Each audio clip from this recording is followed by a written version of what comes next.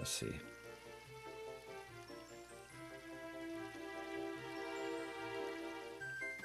Yeah, I hear it through the Good.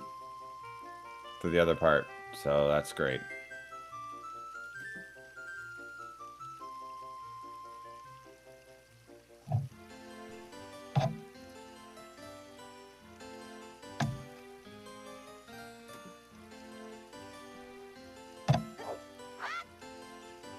All right.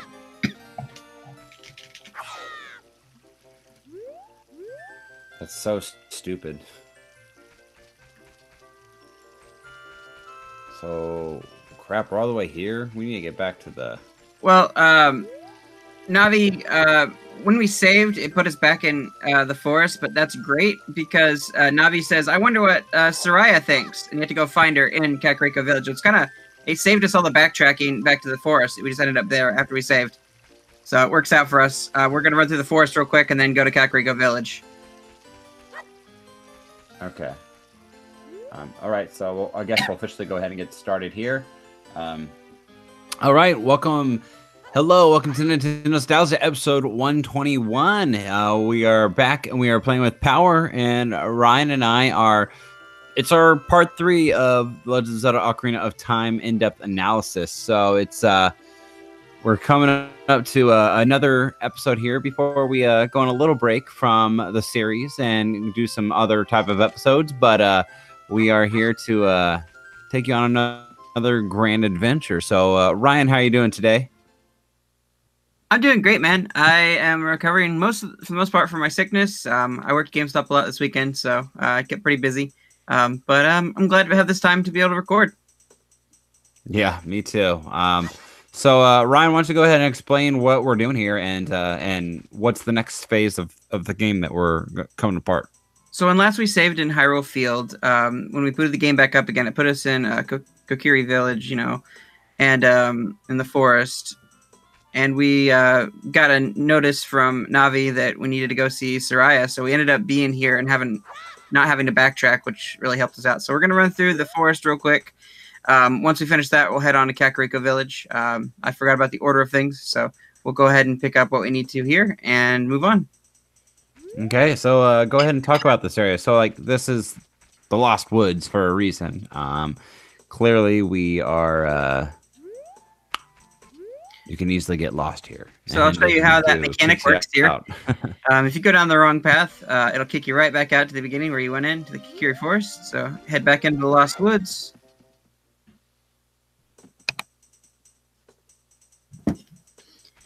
All right. One way you can tell what the right way is see how this is kind of whitish.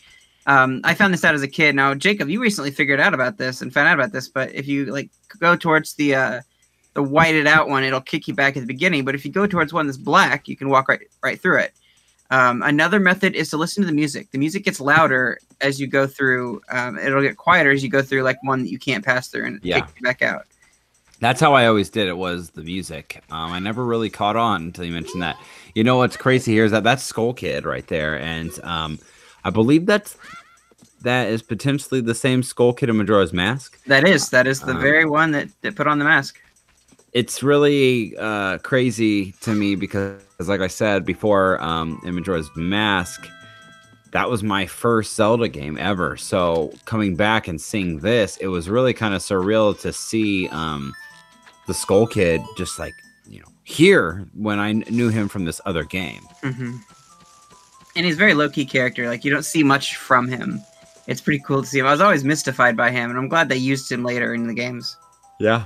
Absolutely. I wish that they could do more with a Skull Kid, and would do more with Skull Kids in future Zelda games. Oh man, so you got a big wallet. It's the Deku Seed bag, so I've got bigger. I got 40 seeds now. Sweet. So I shouldn't be running out anytime soon. No. So we get to work our way through the forest. We don't have any bombs to take care of that. Oh, the owl again. Yay. A Totori owl.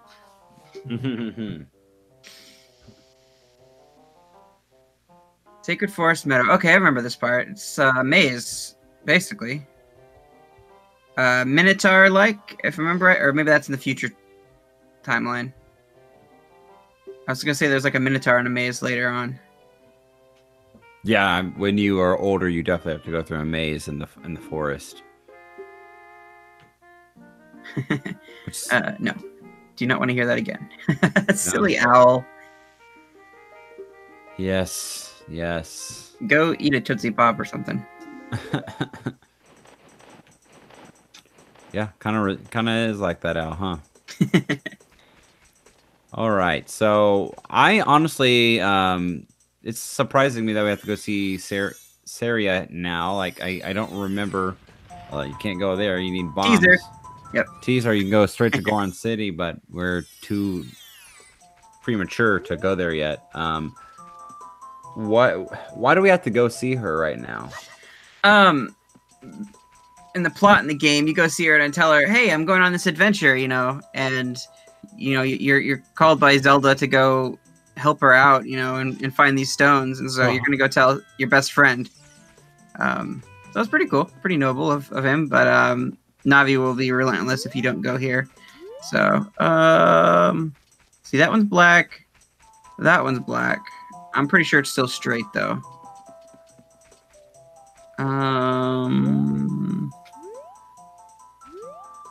That's the blackest looking one. Yep. And then it gets really quiet. Yeah, that's what can make it challenging. It's really quiet on my end.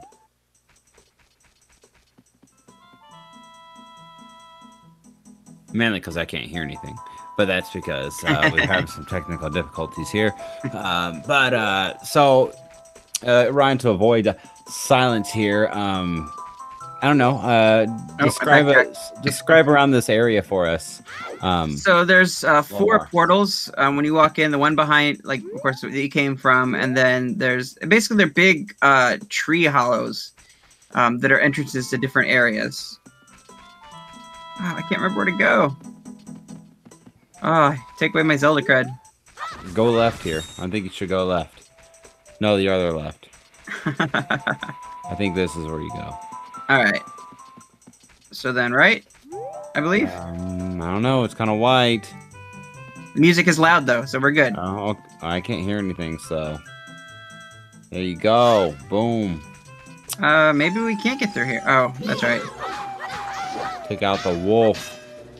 These guys, I tell you what, the wolves they're kind of an annoying character. They definitely are a little challenging. They can block you pretty well, but you're using that Deku Nut the way you should, so. Again, that's a mechanic I never used as a kid. I just kind of wised up. I see that. Surprised they didn't put it in Smash. That would have been a good move, like a little stun move. Got him. All right. So now we can progress. I'm definitely gonna pick that up. Oh. Yeah, this is the same one, but I don't know if it has the same enemies.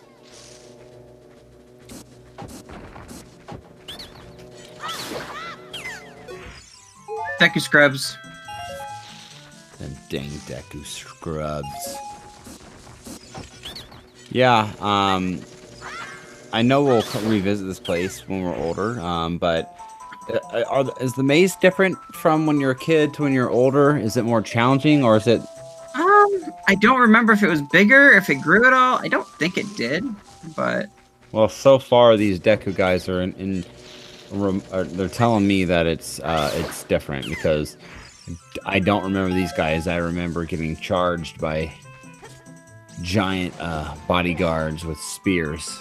They were, I called them Minotaurs, but they were the Bokoblins, I believe, of that generation. Kind of crazy how little used Bokoblins are in this game. Yeah, but you do see, like P-Hats, that was in the original Zelda, so you see them in this game, in the fields, and you see those enemies. So there are representations from those series, like, from its roots, and that's great. It's just they're not very prominent. Yeah, Bokoblins, like, they're just like a staple, especially in Zelda today. Look at Breath of the Wild, you know? Oh, look at this. We're right outside a temple. Little do we know the significance of it at this time. Such a beautiful moment here. You know, you're in this quiet area, deep into these lost woods, and you're meeting up with your best friend, and it's kind of a touching moment here. Oh, reunited again, best friends. Mm-hmm. Sacred Forest Meadow. She does hint and allude to how someday this temple area is going to be important to the two of them. She knows that. She even now realizes that in some form, like destiny is going to bring them together here. Not knowing that she's a sage, but spoilers. It's kind of weird. I wonder if she legit knows that like she's gonna die and be a sage. And Did they die? I just thought they just, I didn't think they actually died to do that. Did they? I kind of felt like they did die, and then their spirit went on to be a sage. It was selected to be a sage. Huh. I never thought about it like that. That's really dark. Completely wrong. But it definitely makes it more sad if you think about it. Arguably one of the most catchy songs in Zelda games. Yes. It's weird not playing with C-sticks. You use an analog for the Wii controller, the Wii Pro controller, so it's strange. Definitely not the memories for the controllers, but awesome. When you want to hear my voice, play Soraya's song. So now she's a bit of a guide. You play her music and she can tell you where to go next, even more so than Navi can. So it's really cool that she's guiding you through the game in a lot of the areas.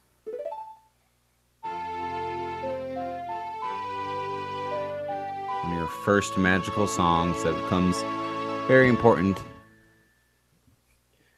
You've learned Sierra's song. Sirius song, whatever. And then that's it, right? Then we have to move on from here. Yep, Kakariko Village we go. Well, there's one other thing that we need to do. Remember how to get out of here. It's kind of weird. We have a bottle now? Yeah, we do have a bottle. That they just let us do that. Or that you have to do that now. That doesn't even look like a bottle. Oh, it has 2 doses. Or 2 drinks in it. Yes. The reason I'm doing that is we're about to head into a fairy fountain, and I want to catch a fairy to make sure that we can continue going on. Yeah. Ow. Now you can drink some milk. Yep, use this ladder and skip over everything here.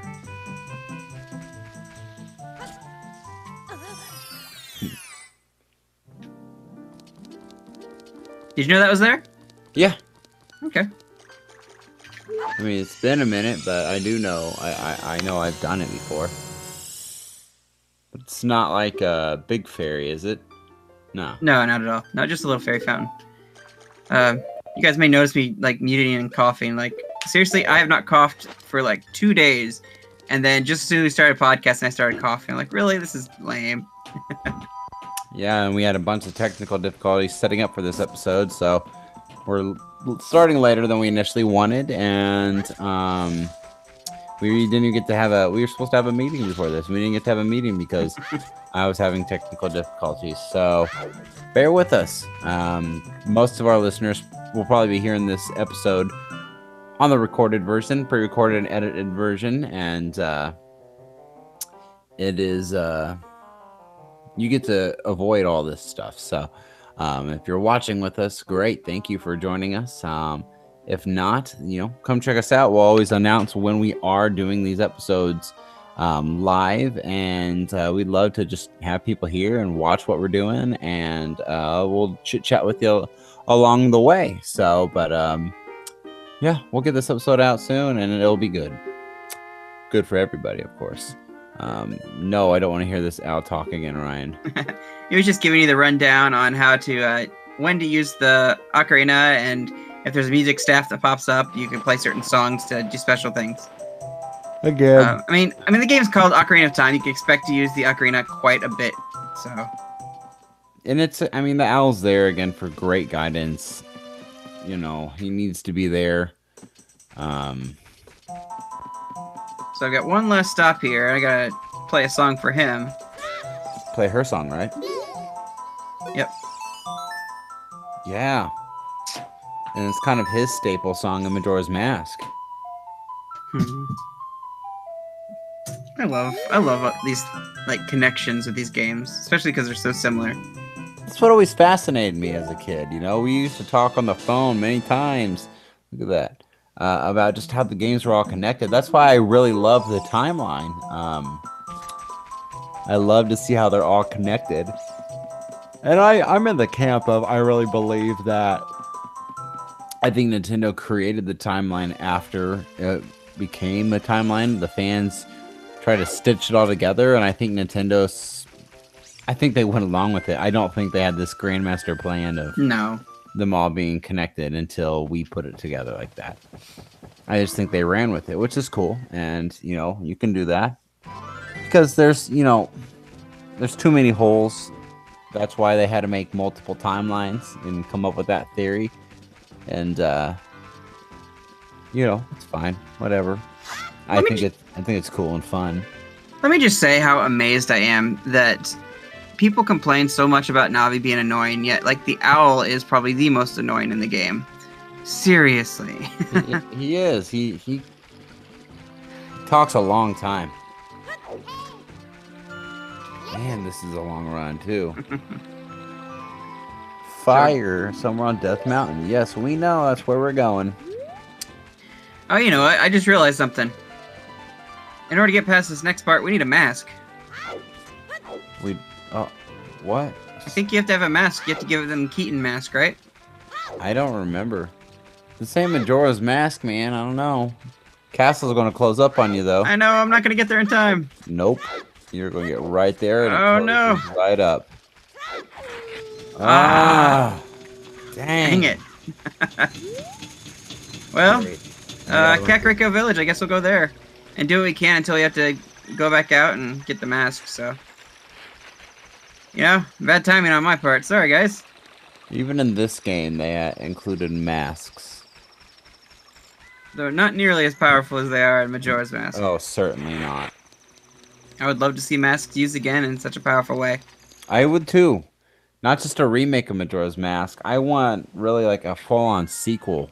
I mean, it doesn't have to be a direct sequel, but something that happened way down the line with Majora, because Majora, the mask still exists. Like the Happy Mask salesman took it back at the end. Like it didn't like blow up, and it's still out there. I think they could do a lot. Who knows? Maybe we'll get an awesome Breath of the Wild treatment with it. So we are in the Kakariko Village. We're gonna spend most of our time here for the playthrough today. In this area. I'm gonna go and see if the guard is standing there. Yep. So maybe we can get through here.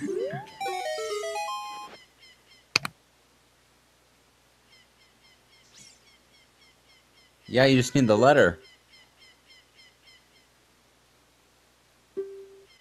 Oh yeah, he laughs at you. He thinks it's a game and won't let you through. Oh, I guess he will let you through. Okay.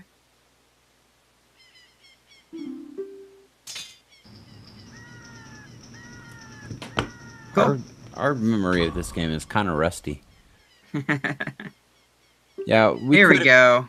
We could explore, Kakariko Village, but honestly, I'd rather bypass it and move on to the wonderful temple ahead, because I think that's more exciting right now. Cause we'll spend more time in. Oh, you don't want to get the song? Do we have to right now? It's nighttime, so we can pass it up. That's cool. Like it doesn't matter, does it? At the moment? Maybe not. We can always get it later. Yeah, now he's talking. The guard is talking about how, like, you have the Happy Mask shop, and he wants one of those popular masks, which is the Keaton mask for his son, right? Yep. He says, for his son or for a friend, but he wears it through the rest of the game when you give it to him. So. Yeah, it's not for me. It's for asking for a friend. Kind of one of those things. Yep. We know what's up. Yeah, we know what's up, sucker. I think they even show him in the final credits wearing the mask. Okay, we don't need the letter anymore. I do want to make a quick detour here. Okay. There's some points that we really need to touch on. Probably my favorite part, my favorite song in this game. I just can't pass it up, man. Well, let's highlight this. While you're running through, like, this well has significance. Right now, it's full of water, I believe. Dark, narrow, scary well of 3 features. The well is full of water. Yeah, you can't do anything with the well. Can't do Yet. anything there. Yeah, wells and horror. I hate that combination. If you look at the house here, take note that at this time, it's being built. It's still nowhere near completion, whereas later on, that will change. And we'll highlight that. No, there's your little skeleton spider dude. Golden Skulltula. Are you trying to get the windmill song? You can't get it yet. No, there's the sun song that you can get in the graveyard. You're gonna get that right now. I'm gonna grab this little Skulltula here, but now should we stop in and see the horror that is the cursed Skulltula house? Might as well. It's part of this nostalgia trip here. It's part of the game. This scared me so much as a kid. Oh my goodness. It is very creepy. Just the whole concept of it. The way he comes down at you, like, ah! He's got a human arm and eyes. He talks to you about the spider's curse and how all of the golden Skulltula tokens, if you collect them all, the curse will be broken and they'll reward you with great things. Pretty self-explanatory. Like, the more you collect, the more people you free from the curse. But he says he'll make you very rich, so definitely it's tempting. As a kid, money. Sure. It doesn't come easily, so. Alright. So I'm gonna stop in here briefly. I want to listen to the song because nostalgia, like, to the max. Shout out to Max Marsh. Such a beautiful, beautiful song. I wish I could hear it. Pardon me?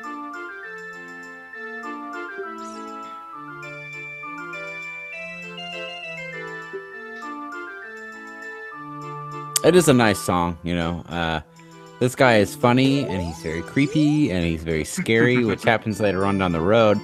He goes from happy to psycho. Angry psycho, like. Oh, yeah. Most definitely. So, graveyards. You like graveyards, right? You hang out in them regularly? No, I don't, Ryan. Terrifying. Gotta respect the dead and just stay away from them. They're sleeping, It was right? so You know what I mean? taboo, like, as a kid, to go in here and, like, mess with stuff. Like, Oh, yeah. here lie the souls of those who swore fealty to the royal family of Hyrule. The Sheikah, guardians of royal family and founders of Kakariko, watch over these spirits in their eternal slumber. Mm-hmm.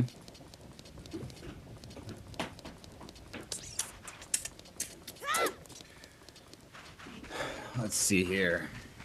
So it starts to rain as you get up on this at the very top, the biggest stone, and there's these Triforce symbol, prompting you to play some music. So I gotta remember which song it is.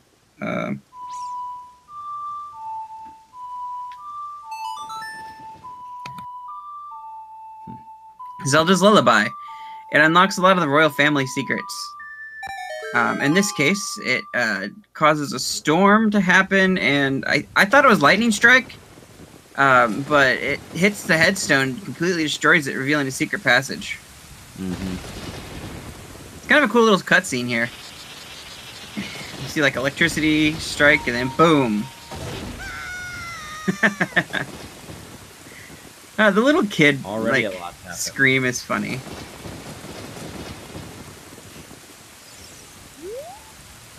Alright. Man, quite a downpour going on here.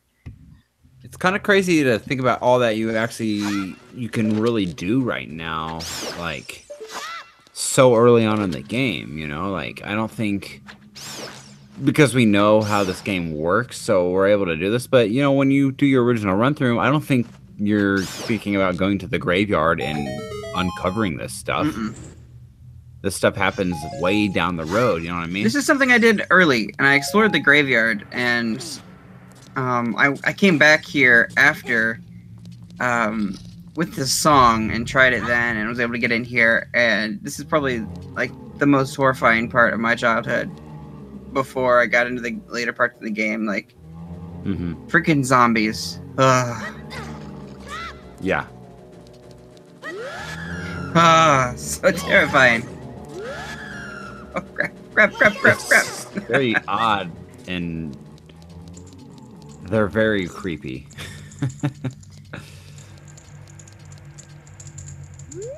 All right, Ryan, here's your special song. So once you get out of this crypt area with this necrotic, damaging liquid, it's called green and gross. Like, you run across this tome in the crypt, etched in stone. The rising sun will eventually set. A newborn's life will fade. From sun to moon, moon to sun, give peaceful rest to the living dead. This is an interesting poem, huh? And then scribbled down in the corner is a music, a song, a secret melody of the Composer Brothers.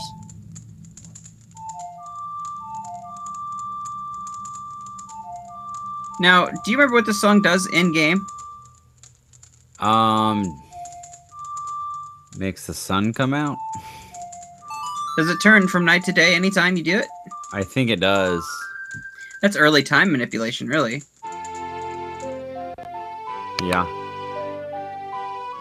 Which is again really cool.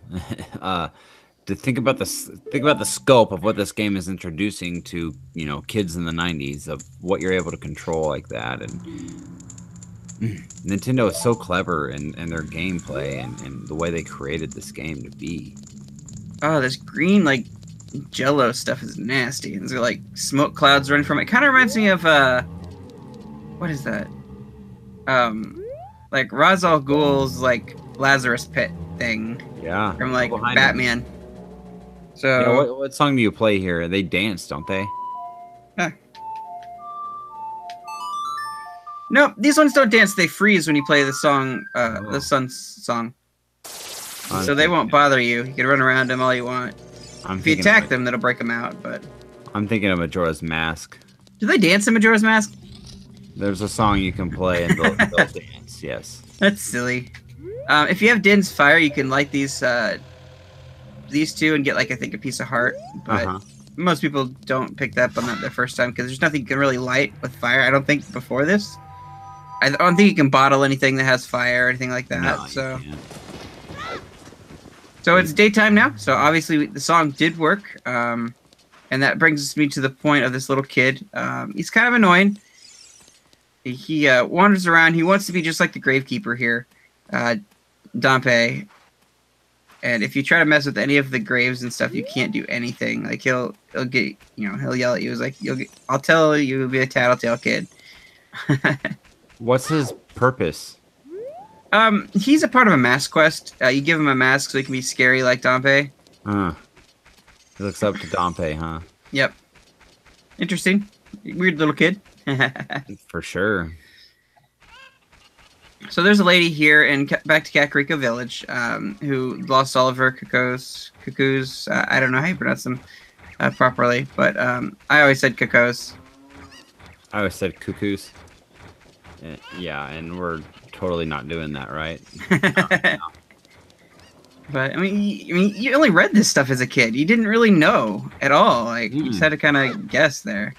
So you do guess. You do figure it out as time goes on, and like for me, like the whole like I said like Ocarina instead of Ocarina because it sounded like Macarena to me, and I thought that sounded dumb, so I made my own pronunciation.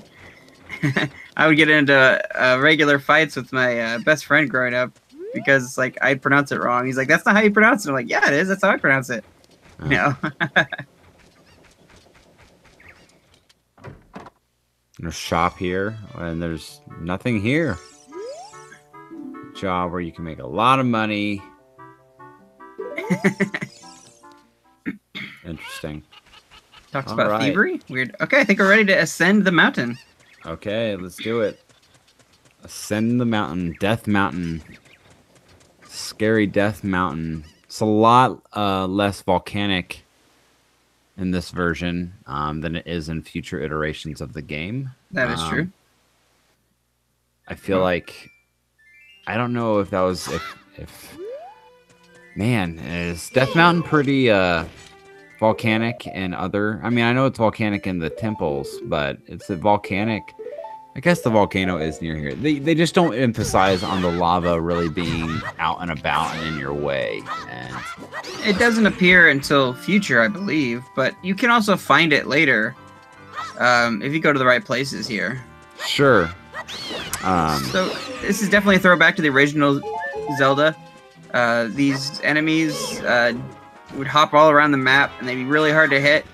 They're a little less hard to hit in this one. They just gotta figure out their jump patterns, but like they were a bit chaotic and random in the first Zelda game. Yeah. I just ignore them for now. So we come across our first Goron.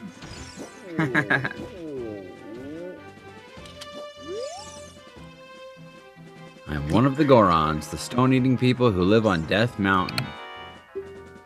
Look at that huge boulder over there. It blocks the entrance to the Dodongo's cavern, which was once a very important place for us Gorons. But one day, many Dodongos suddenly appeared inside the cavern. It became a very dangerous place. Top of that, a Gerdo in black uses his magic to steal. Oh, Gerudo, duh. That's Ganondorf to entrance that boulder, to steal the entrance to that boulder.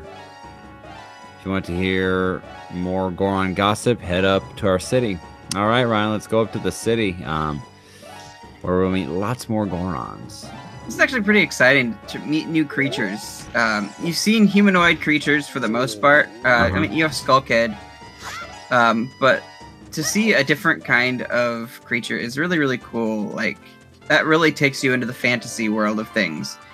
You know, this world is different. This sets it apart. And these things are so adorable. I feel like, correct me if I'm wrong, but were Gorons really a species before this game? Like, I don't remember them in A Link to the Past or the original Zelda game. I think they were invented for this game. I think. I don't remember them in, like, I never played in length the Oracle games, so I can't say anything about them. I don't think Link to the Past had them, but also I've only ever played that game through once, so. Okay. So not a lot to go on. Yeah, correct us if we're wrong, guys, you know, but I do feel that this was the first time we saw them. So right when you walk into the Goron city, like, you see some foreshadowing. It shows a big lizard-like dragon, like, breathing fire. It's kind of cool looking, but you kind of wonder what that is, and obviously something that they celebrated, because there's, like, Gorons all raising their hands in the center pit around him. It's kind of interesting to think about. There is a giant Goron, like, rolling around down at the bottom. And if you look down in the pit, you'll see, like, this, it looks like a jar or a pot, like, really, really huge. But it's got a lid on top of it, so you can't really do anything with it. So this is a very, it's got, like, 3 to 4 tiers, depending on who you ask, like, that you can walk around, and you can get easily lost in this area. There's even, like, a, lava area randomly. There's nothing you can really do here. Actually, it shows a hookshot grapple point, and then some time stones in this lava area. So you feel like you're in the mountain by seeing that. Yeah. And I like that a lot. It kind of gives you that intro feel. I believe you have to have a special item to pick up bombs. You need the hook shot for this one. So there's some bombs out here. I think you have to have a special item to pick them up. I could try picking them up, but yeah, I think you need some strong like gloves or something. You know, they want kids playing with explosives. It's kind of crazy how far Nintendo has changed. Like, they're not, like, you know, bad. Like they still have strong morals in what they put in their games. But I was just watching an eShop trailer today, Ryan, of just an indie game, and like in the indie game, like a kid had a gun and shot it at someone, and it's just like Nintendo of the 90s never would have ever even sniffed at doing something like that. You know what I mean? Yeah, and the heavy censoring they did for like Pokemon, even like when there was a gun in there, like that was a big deal. Yeah, there's episodes that never are aired in America because of that. So we're just trying to go down to the bottom of this place, right? We got to meet the Chief Goron dude. I think so. We'll head down there. I'm just gonna jump and. All right, we're down at the bottom.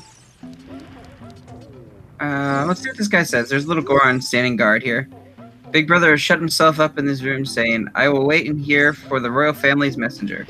Okay, well, I think that's me. So play the song. I remember this one take me a second to figure out back in the day. I needed to play a song here. Yeah, right. You got to play the right one though, right?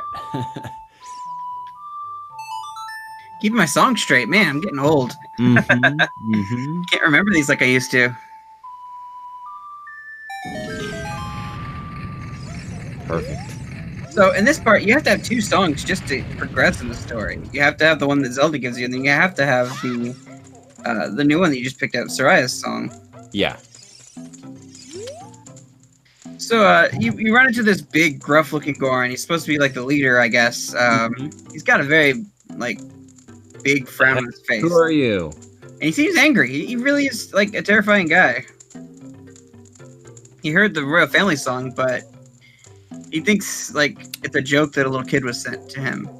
He's massive, though. I mean, as opposed to all the other Gorons, you can definitely tell he's got the muscular physique. He definitely takes care of the tribe. Even though they're all strong, he's the strongest of them, at least right now, you know. I think they do die, Ryan, when I think about it. I think, like, he dies and then he becomes the sage. It could be. We'll find out when we get to that point sometime this year. But I'm pretty sure that that's the case here. Is that guys in the chat? Do any of our listeners recognize? Do the sages? Do they die in their lively forms and then become sages? We can't fully remember. Maybe one of our listeners can help us out with that. This part is so funny. Oh yeah, he starts losing it, man. He's just getting down with his bad self. Like, oh yeah. Oh, the memories. This part is funny. Oh. Come on. Hot. What a hot beat. Whoa. That's what I do when I hear a good song. Yeah. Woohoo. Hey, what a nice tune. Just like that, my depression is all gone. Something just came over me. I suddenly wanted to dance like crazy. You know what? Yeah, we could tell. I feel that on a personal level, man. Like sometimes if things are just like too crazy, I just throw on some music and just dance like crazy. I totally get that. Darunia. Big boss, the Gorons. Yep. This is where we get our intro to the spiritual stone of the fire ruins, which, yeah, so like the lava in most modern Zelda games is clearly relevant. It's outside. It's an obstacle to get to where you need to go around places, which is a bit more realistic. But in this game, everything is kind of just hidden inside. You know, you don't really come across lava until you go in a volcano or you're in the ruins of what we're about to go to, you know, some kind of a dungeon. And I always, you know, I guess back in the day I didn't really think about it, but it is a nice touch that Nintendo just adds lava to their games. When I always think about the timeline, I want continuity, and I remember what becomes Death Mountain and Skyward Sword before all this happens, and there's tons of lava there, you know, and it always would bug me. I'm like, well, you know, the Death Mountain didn't have that much lava around it. It's on the outside, you know, but you kind of just have to take it with the times. The designs change a little bit as time goes on, you know, I suppose. So you can later throw a bomb in there. Yep. Once you get it moving, you can Oh, throw the bomb. you can light those right up with bombs too, right there, can't you? Oh, yeah, you can light them up. I forgot about that. With fire, yep. See what happens. Opened up the wall. I think it's a shop. Yep. Yeah, you can buy bombs. I don't think you can carry bombs just yet. And you can buy the fire vest. Yep, the fire tunic, which is way out of your price range. For now. Yep, you're just a little boy. You don't got that much money. I always dreamed of having that, though, having the money to buy those, but it's just a barrier you can't cross in this game. I'm sure some hacker somewhere has gotten it to work, but... Trash Turkey. Hey, Trash Turkey. They're all Flavins is here, and Trash Turkey. Welcome. Hey, Ribo. Awesome. Welcome, welcome. Alright, first bomb that I can pick up. I don't know what to do with it.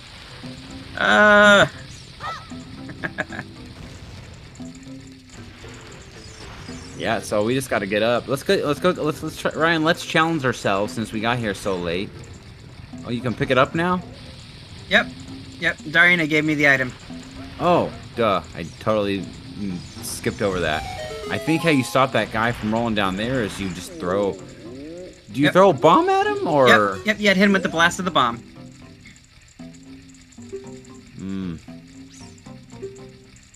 Hey. Did you do it? Yeah, good job. You timed it up. Sometimes that's hard to time up like that. Oops, I'm watching the wrong stream here. I'm watching the delayed version. So you already stopped them. Whoops. I was wondering, like, you're a bit behind. I wonder if you're watching the wrong stream. Yeah. Get away. Chatting with the guest in the chat room. Oh man. I will get through this wall. You'll do it. But after this part, I recommend to... Whoa, there's a really big Goron. Yes, the biggest Goron of them all. He makes the big Goron sword for you, right? Yep. I want to talk to him and show him off. 6 years? What'd he say there? I think it takes him 6 years to make the sword. He's like, come back in 6 years. 5 or 6 years. 6 years. That's perfect, because when you're an adult, it's 7 years later. Into the future.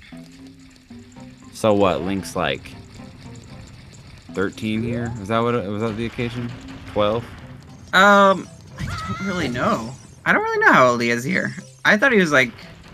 I thought that's what the 10-ish. whole point of his birthday. Like, you come of age. And what is the Japanese coming of age? Do you know off the top of your head? I don't. Okay. It's funny that you mentioned that too, because I just played Wind Waker yesterday and they talked about it. It's probably the same age, I would imagine. I would imagine. Well, let's get to this temple, man, and let's see if we can knock this temple out tonight. Oh wow, we're gonna do that? I mean, we got the time. We got 20 minutes. Oh, I can't run through the temple in 20 minutes. There's no way. I think you can. No way. Just can't waste time. I think I missed it. No. Oh, I got it. And I killed the sign in the process. Good job. Yeah, there's a heart piece up there too that I can't quite remember how you get that. That is a magic bean, I believe, that gets you there. So I don't know. I would challenge myself to beat this in 20 minutes. We'll see. I hope the watchers, the listeners, can bear with us if it goes a little longer. But I think we can knock this out pretty quickly. I think we could. Well, when we test ran all this stuff, guys, that's what it was. You know, we test ran it through here to see how the streaming would do, and we got through that. We got through it in one setting, man. So yeah, I think we could do it. We will see where everyone's along for a ride. And to answer your question, coming of age celebration for boys, historically it's celebrated through the coming of age between ages 12 and 16. Okay. So he's probably right at 12. Probably 12, 13, 14, 15, 16, 17, 18, 19. So he is 19 years old. 18, 19, roughly. When he wakes up 7 years from now. Kind of crazy. Could you imagine going to sleep for 7 years and you wake up? Imagine how different stuff looks. Yeah, and it's quite different in this world, because let me tell you, Ganondorf does a number on everything.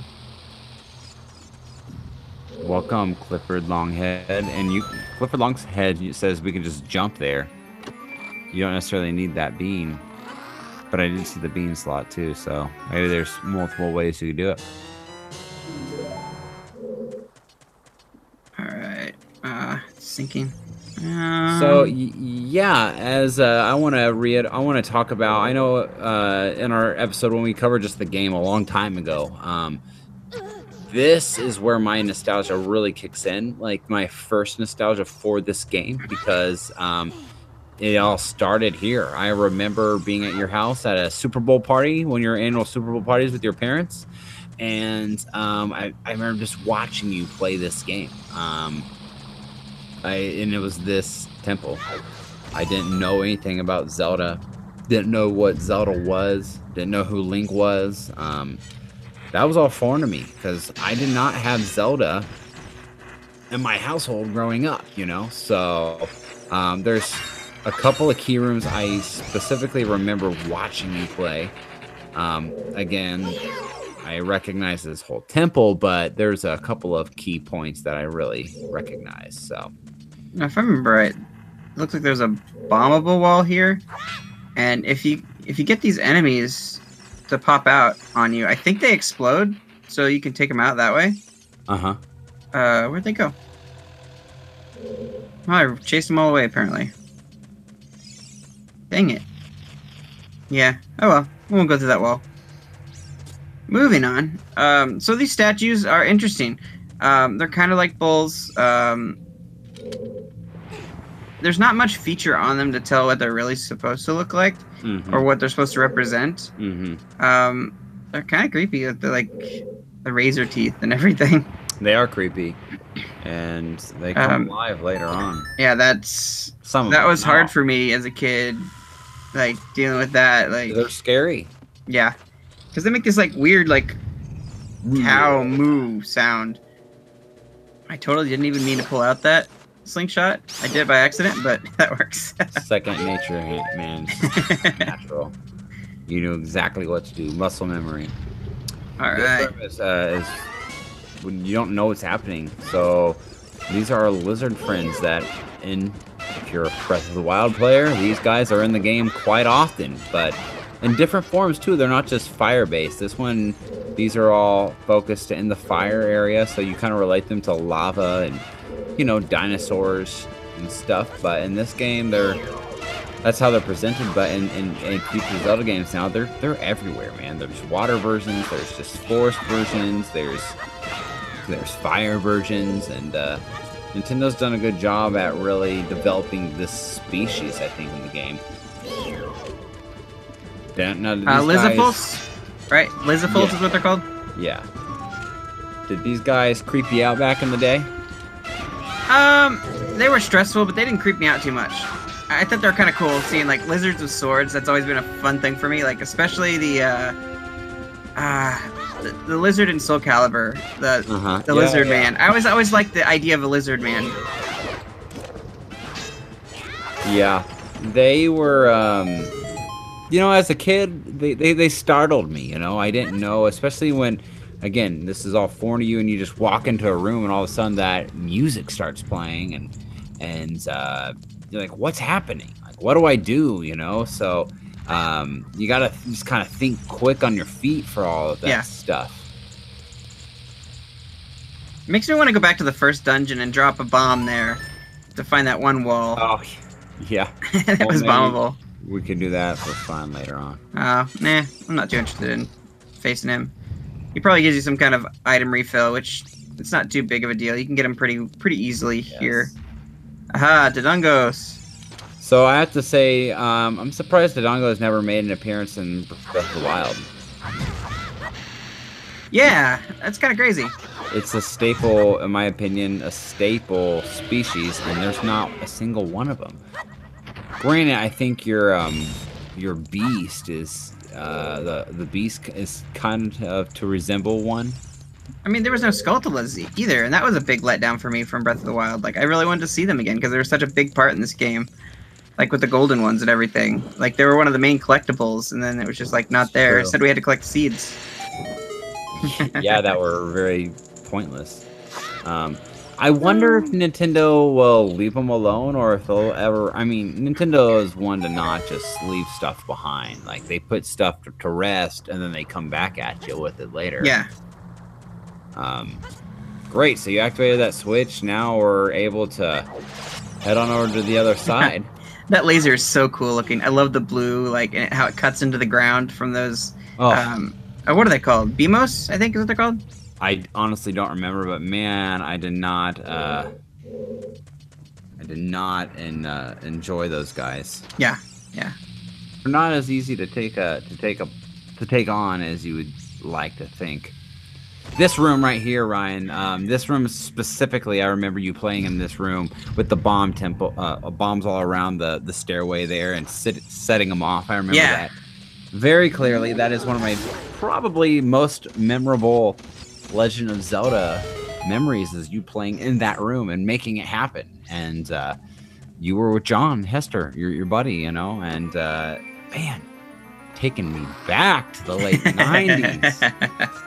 The late 90s. All right. It was just so cool. I didn't get to play because at this time, my parents were really strict about I was not allowed to play video games on Sundays. Yep. And that was like the time when we would play. Like, yeah. And my parents, as I got older, they got less strict about it, and especially at a special event, like when we go to your house, like, yeah, you know,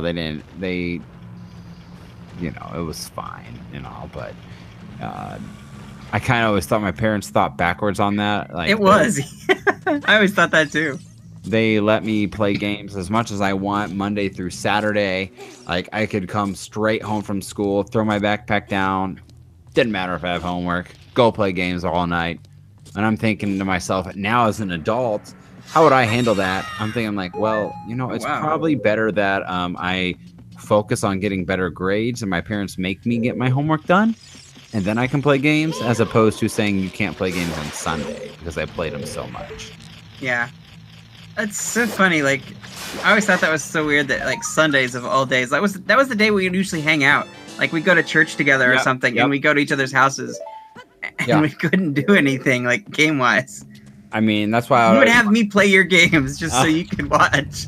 I'd have to go to your place to watch these, well, to get a chance to play a little bit, you know? I mean, couldn't play it at my house.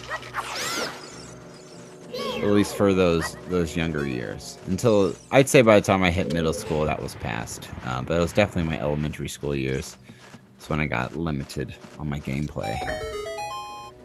So silly. You live, you learn, right? Yeah. Makes our memories, you know? Oh, it does. You know? I mean, you had limiters on you, like, you know, games you wouldn't get till like Christmas and stuff. So you couldn't just like get games all the time. Oh man! So you had the special occasions, and like you appreciated those things, and that was really cool. I do appreciate them. You know, as an adult, I still try to. If you were regular to the show, I try to purposefully like wait off on specific games. You know, because I want to continue to create that nostalgic feeling and to build up the anticipation for a game and get excited about it and unwrap it on Christmas under the tree and play it with just the magical day of what Christmas is with the rest of my family, you know? And like, that's really cool to me. And I love still trying to relive those things, you know? So it was cool. It was cool to... Because every time those events come every year, you know, like on my birthday or on Christmas, I get those same feels every year when I think about, oh, Christmas time. I remember getting this game or playing that game and stuff. So, like, should have just thrown it there. Yeah, I like to jump with it while I'm still holding it. This maze, man. It's not really a maze. It's just really tall, um, tall pillars that you have to get across on, and I didn't throw it. just throw it. What are I you meant doing? to. Sorry, I hit the button at the wrong time. This guy, we're live. We're streaming live, and he's messing up. And You we're have no trying- idea how many times it's taken me to do this every time I played through this part. Throw it. A little too soon. I'll Oh, we'll get get there. We'll get there. 10 years later. They're like, I'm a skeleton. There we go. Oh, yeah. And it's not even the important part in this game, this arc. Oh, I know. But you did it. Oh, I thought I was going to grab it that time. It's really cool. Everyone's replaying Breath of the Wild right now, and we're replaying Ocarina of Time. You know, two games that really, Ryan, they're solid games. Like they're revolutionary for their time. Like we mentioned this on our first episode that this is heck, this was our Breath of the Wild. This was open world to us. This was brand new into 3D gaming, and it was a beautiful thing. Nintendo did it twice with the same franchise. How insane. They have just been wowing for years and years with everything that they do. And they've got such great, strong IPs. Yes, they do. More lizard guys here. I always thought they were a little annoying because I feel like sometimes they just stall and hang out over there, or they'll run away from you too instead of just bringing the fight to you. Yep. But it's good they don't come at you at once, you know. It's good, especially because, again, we have to keep reminding ourselves we're veterans at playing this game now, so like we know how to take them down. But when you don't know and it's new, like if they just come at you like that, it's intimidating. You're like, crap, what do I do? Are we heading the right way? Yeah. Oh yeah. Okay. I think so. I mean, yeah, I think you're right. I think there was another path we could have taken, but No, I think you're right. Man, Ryan, you've almost done it. You got 7 minutes left to get through this temple. no way. 7 minutes. I think you can do it if you don't. Like, I'm getting the most important item here, so. If you don't get into any more bombs that you got to throw at the wall.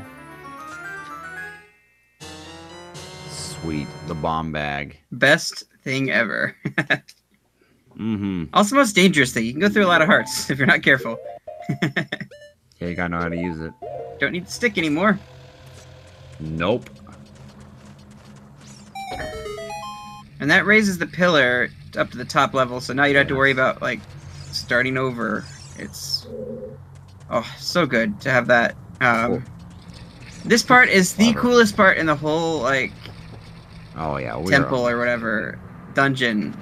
So awesome. Dropping the bombs, and technically you skipped it, but there's a sign there that kind of gives you a hint at what you need to do. Is a little. It's actually a dead Dodongo skull. Like that's so rad. Like Yeah. But you bomb its eyes and it drops the mouth and opens up the path that you can take. Oh, so cool. So do you want me to go ahead and just face him, or do you want me to go into the next room? Because I can keep going. I mean, you can just show us what's in the next room, right? Yeah, I think there's some kind of puzzle or something. I don't remember exactly. No, it's just a chest. Okay, we're good. Oh, yeah. So, if you've lost your Deku Shield, that will give you another one if it gets burned away. Otherwise, it just gives you rupee. So. It's funny. Tally-ho! Okay. But now you can kill those things. That's so cool to kill them with bombs. It's so satisfying. Yeah, that's like, why. Here, let me do that. That's the traditional way of Zelda games. Is like something that was extremely like that enemy. That's why he was tough. Is because you couldn't do anything to him when you first show up here. You know, and now all of a sudden he is easy peasy, lemon squeezy.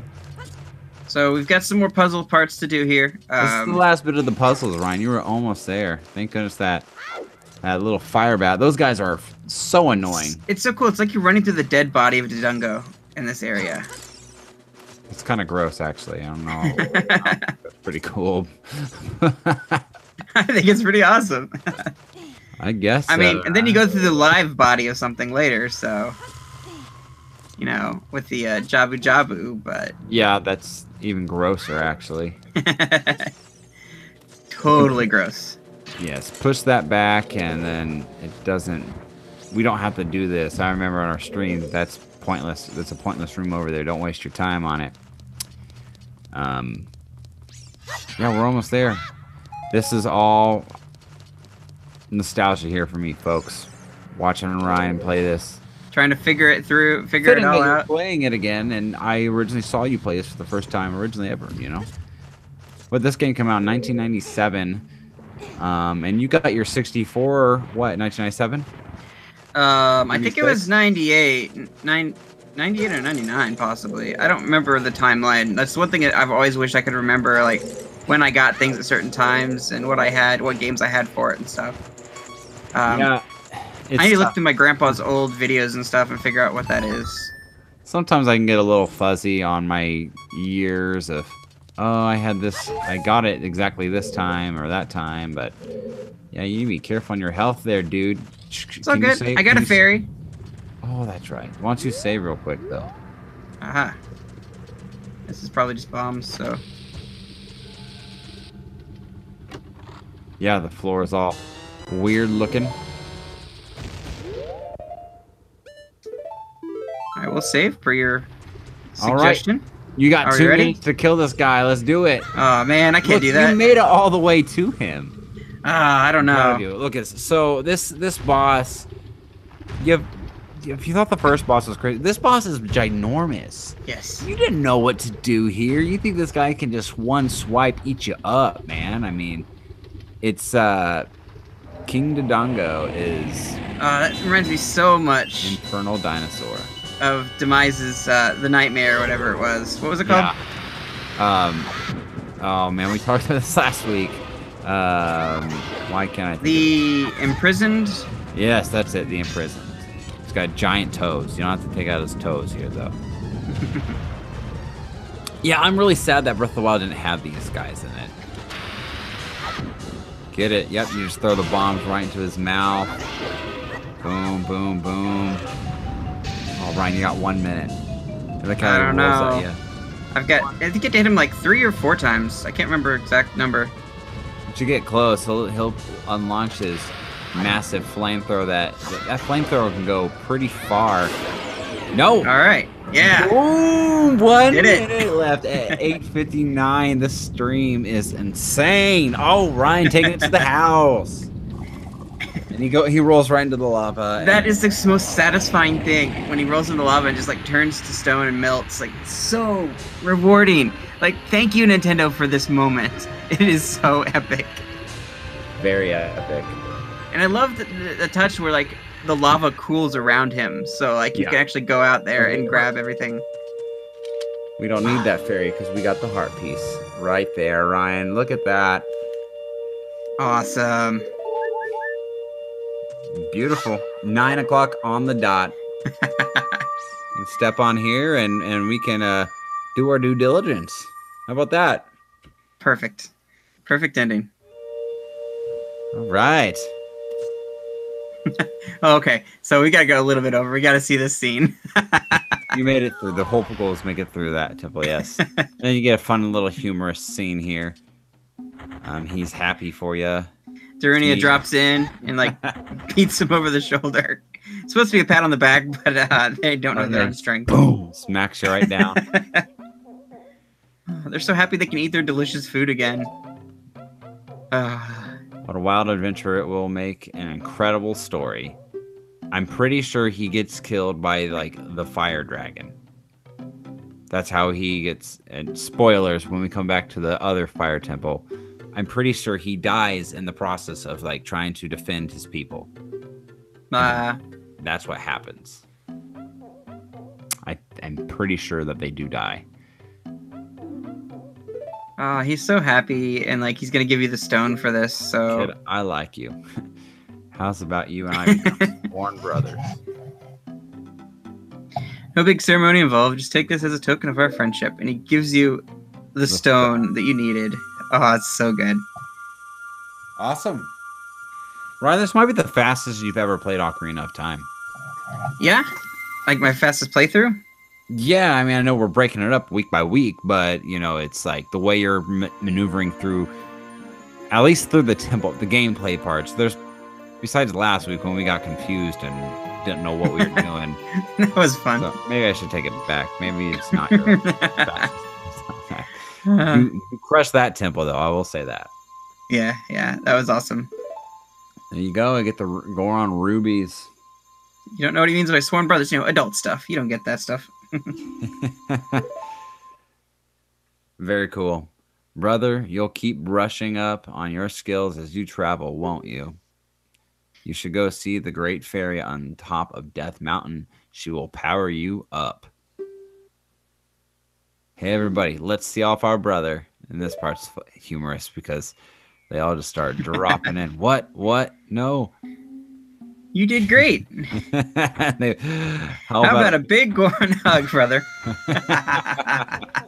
Oh, jeez. Another one drops down. And he just runs off screaming. That's funny.